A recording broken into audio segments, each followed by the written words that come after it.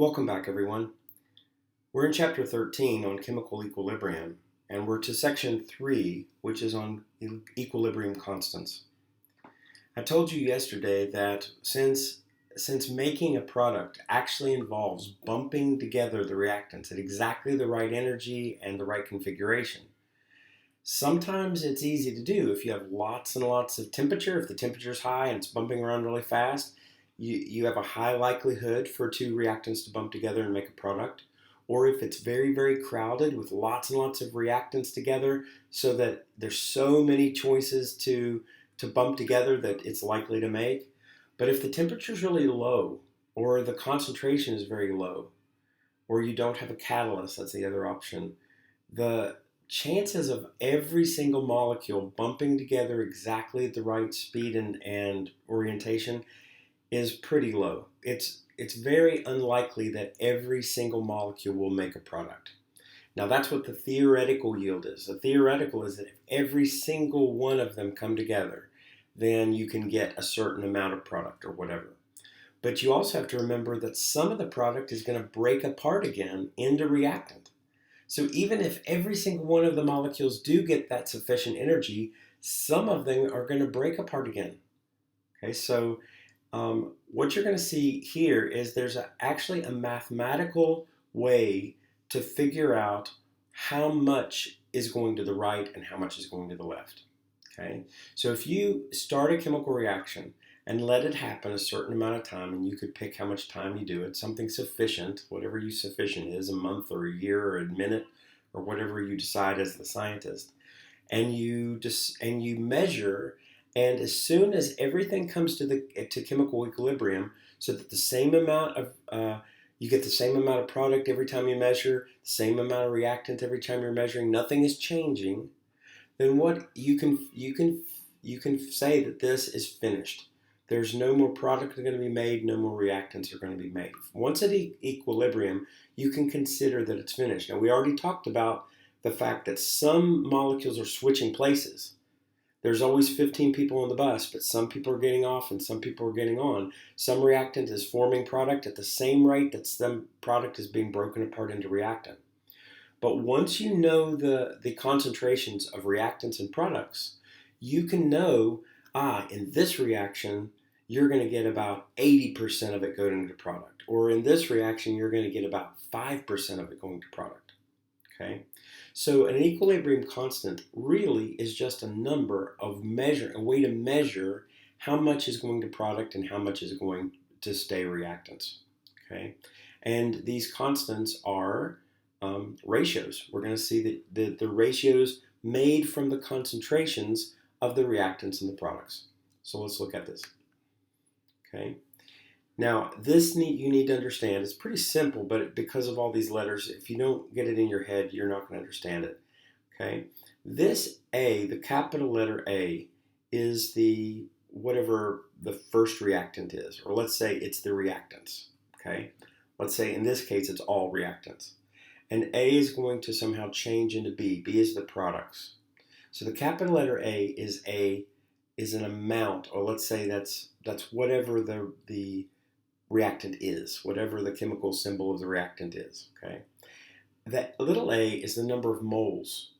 Okay, it's the number of moles at that. Okay, so how much of this is the balanced equation. So you're going to have, say, like 2 moles of reactant breaks apart into 3 moles of product or whatever. Okay, if you've got a balanced chemical equation where this capital letter A is your reactants, and remember you can have lots of reactants added together, and then B, all kinds of products could be added together depending on what the reaction is. The B is the chemical symbol for the material you've got, and the A is the number of moles in the balance equation. This little b is the number of moles of product in this balance equation. Okay, the constant tells you whether you're going to get more products or more reactants. That's what the constant is. And it's a capital letter K with a little c as a subscript. Okay? This K sub c is your equilibrium constant. How much, the bigger the number is, the more likely it is that you're going to get products. Okay? And conversely, the smaller it is, the more likely it's going to remain reactants. right? So here's how to do the math. You are going to take the bracket represents the molar concentration, okay? What's the molarity? Remember doing molarity? Molarity is moles over liters. So within how many moles of stuff is in how many liters of the solution or the gas or whatever you're talking about. So the bracket is indicating the molarity, moles per liter. Okay, that's the molarity, so that's what the bracket is. And then the little thing is a subscript. So this would be like b to the second power or b to the third power, depending on what the little b is. So you're going to raise the concentration to the power of the of whatever the coefficient is in the balanced equation. And you're going to do it in a ratio. The top number of the numerator of the ratio is going to be the concentration of the products raised to the value of the coefficient in the balanced equation, divided by, that's what the ratio means, divided by the concentration of the reactants raised to how many moles of reactants are in the balanced equation. Okay. Now let's look at this. If the top number of a ratio is huge, let's say the top number is 100, and the bottom number is little, like 1, okay, then your number is going to be 100 divided by 1, and your answer is going to be 100. That's a big number. Okay? So if you've got lots and lots of product made, then you're going to have a high concentration of product, and your number on the top will be big, and you're going to have a little concentration of reactants because all of your reactants have been making product. So if in this case lots of product is made, you have a big number. Okay? And then this is a little number since all of it's gone, and then you're dividing by a little number. So a big number divided by a little number is a big number. Okay, so 100 divided by 1 is 100. That's big. Okay, so if K sub C is big, then you can infer from that lots of products are being made. That's why this is really useful, because I can look at the K sub C value based upon what the molar concentrations are at any moment and see, lots of product is being made, or only a little bit of product is being made. Now let's look at the other case. Let's say that very little reactants actually bump together to make products. Okay, so no matter what you do, you just can't force products to be made. So you've got 100 reactants at the end when everything's at equilibrium and it looks like it's stopped. You have 100 moles of reactants, but you only have 1 mole of products. Okay, so what will happen then?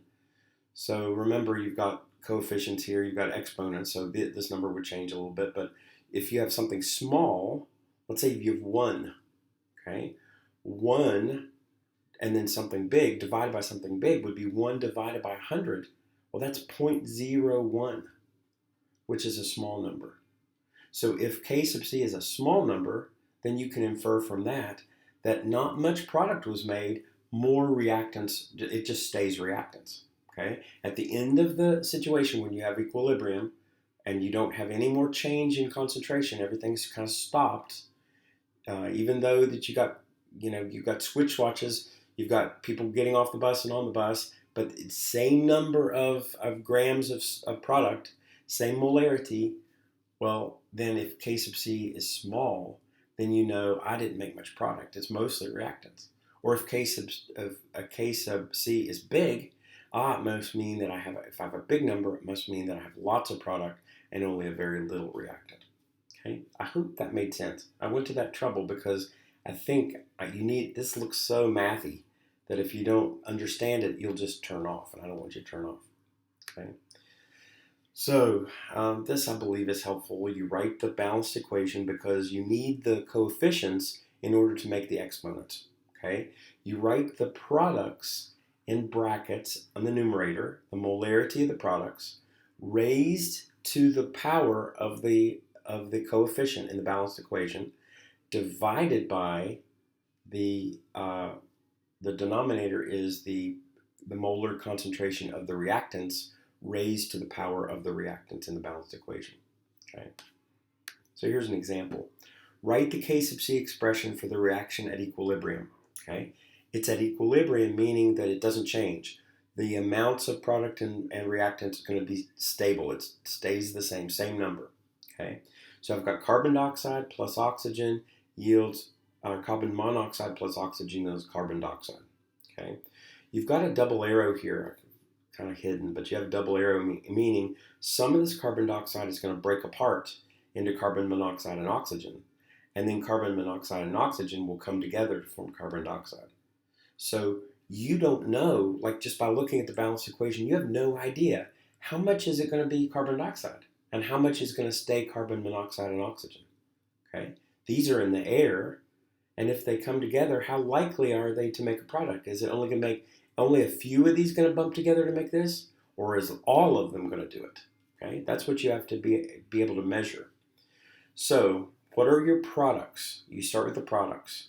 I've got 2 moles of carbon dioxide gas. So what I'm going to do, from my data in my experiment, I find out what the molarity or what the concentration, molar concentration of carbon dioxide gas is. And that's what the brackets are for. These brackets are indicating that this is the molar concentration of this. Okay. Then I'm going to take the 2 and raise this number to the second power. That's what you have at the bottom. Okay. So it's the concentration of CO2 raised to the second power. Now on the bottom, you are going to have all the reactants. Now there's 2 reactants here. They're added in the balanced equation, but they're going to be multiplied in the coefficient expression. Okay, so look at what we do. This says carbon monoxide, so my data, I find out what is the concentration of carbon monoxide at the end of the experiment when it's all at equilibrium, so that the brackets tell me that that's the concentration. This has got a 2 in front of it, so I'm going to raise it to the second power. Okay, and then I'm going to multiply it by the oxygen. The oxygen, I find out what the concentration of oxygen is. Okay, I get that from my data. That's here.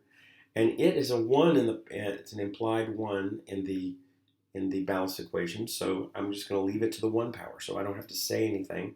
Something to the 1 power is just the same as the thing. Okay, so far I'm going to have the molarity of carbon dioxide gas squared divided by the molarity of the carbon monoxide gas squared times the molarity of the oxygen. Okay, if this number is big and these numbers multiplied are small, then it tells you that you're having lots of product. If these guys together are big and this is small, it tells me I'm going to have more reactants than products. Okay. Okay. So let's go on. In heterogeneous equilibrium, okay. Remember, heterogeneous means more different kinds. So heterogeneous means all kinds of different states of matter are involved. You've got gases reacting with solids, liquids reacting with gases, gases reacting and liquids reacting with solids. All kinds of stuff's going on. All right, so here's an example. Sodium bicarbonate, this is baking soda. Okay, sodium bicarbonate can break apart. Okay, this is especially if, an acid can make it happen faster, but it will eventually break apart by itself.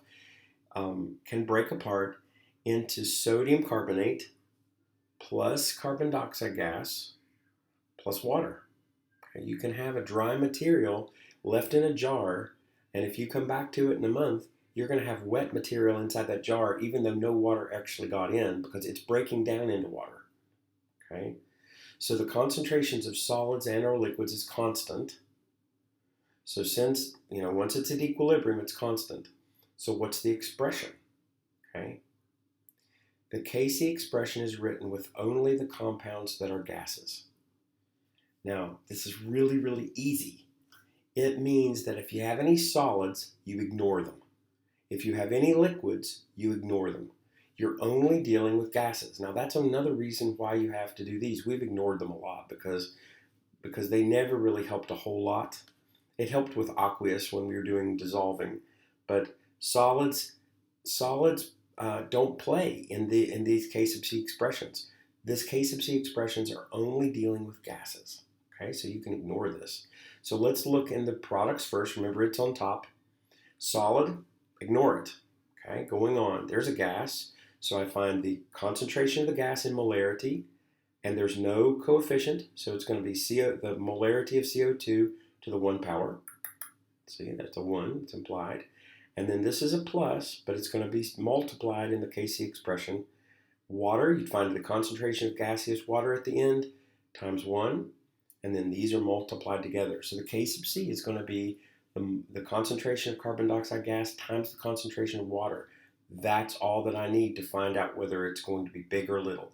If it's big number, then I'm going to get lots of products. If it's a very little number, then I'm going to get lots of reactants. Okay. So what if you were to have the molarity? If you had the molarity, you could find the K sub C. Okay, you could actually just plug in numbers and find it. Okay, and you're going to be given examples like that. So here's the last slide. Okay, calculate the K sub C for the reaction mixture at equilibrium. Okay, and I've got my arrows in the wrong place. This is saying I've got hydrogen gas plus iodine is yielding to hydroiodic acid. This is actually supposed to be there. Okay, here's the concentrations. The concentration of H2 is 1.2 moles per liter. That's a molarity. The concentration of I2 is 1.2 moles per liter. That's a molarity. And the concentration of HI is 0.35 moles per liter. That's a molarity. So let's go back up. Remember, this H2I is actually over here, so this is the products. This goes on the top. These two multiply and go on the bottom. Okay. There's a 2 here. This means that I'm going to have to take the concentration of HI and raise it to the second power. Okay, so let's plug it in. I've got concentration of HI, because it's a product, to the second power, because there's a 2 in the coefficient, divided by the product. See, this is added in the balance equation, but it's multiplied in the Kc expression. Concentration of H2 times the concentration of I2, and these are both to the 1 because there is a 1 here implied and 1 here implied. So fill in what you know. So here's 0.35, that's expression here, 1.2 and 1.2. So on your calculator, you do 0.35 times 0.35, because this is times itself, divided by 1.2 equals divided by 1.2 again. Your calculator will give you 8.5 times 10 to the negative 2. Okay? 8 to the negative 2 means that this decimal place goes twice to the left. So it's 0.085. Okay? That's a little number. That's not a very big number. That's a small number, which means that it's only making a little bit of this acid. Most of the time, these gases will hang out as reactants, but a little bit of them will bump together with sufficient energy to make the acid. Okay, that's what it means. This is very useful. I'm sorry it's so hard. I will do some stuff in class. Please ask me if you're confused.